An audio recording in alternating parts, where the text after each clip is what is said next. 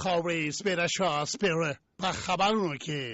غټ غټ خبرونه دغه دي د ښار ورانۍ د ادارې کارونه په چټکۍ سره په مخ ځي په کلیو کې بیا د 12 بچو بندک چندرۍ مردکیو او بیډیو دور را روان دی د څارنوالیو د هغو مامورینو لپاره چې تر شپږم ټولګۍ پورې زده کړې کړي دي د سویې لوړولو یو 2 ورځنی سیمینار جوړ شو د خبرونو خېټې د ښاروالۍ د ادارې کارونه په چټکۍ سره په مخ ځي خاورې پسر آژانس په یو خبر کې ویلي دي چې په حکومت کې همدغه یوازنۍ اداره ده چې قراره نه ده ناسته او هره ورځ د ښار یوه برخه داسې ورانوي چې د بیا جوړېدو لپاره نړۍ هم چاره نشي پیدا کولی د ښاروالۍ د کارونو په لړ کې د قوای مرکز او دانې باغ ترمنځ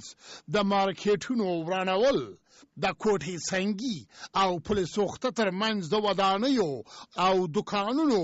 ورانولي ښه مثالونه دي خبر زیاتوي چې د عام خدای چې هغه د کار نښې خوی شته که جوړولی نشي هغه ورانولی خوی شي که دم نشوی کولی نو څه به مو کول په کلیو کې بیا د 12 بچو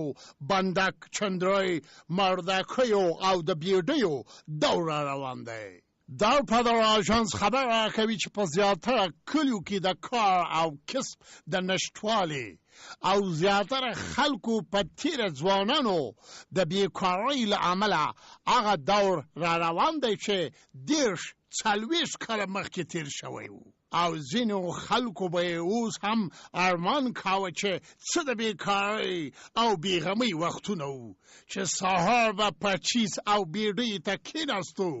مازدیګر به ترې پاڅېدو رښتیا چې تاریخ په شا هم ځي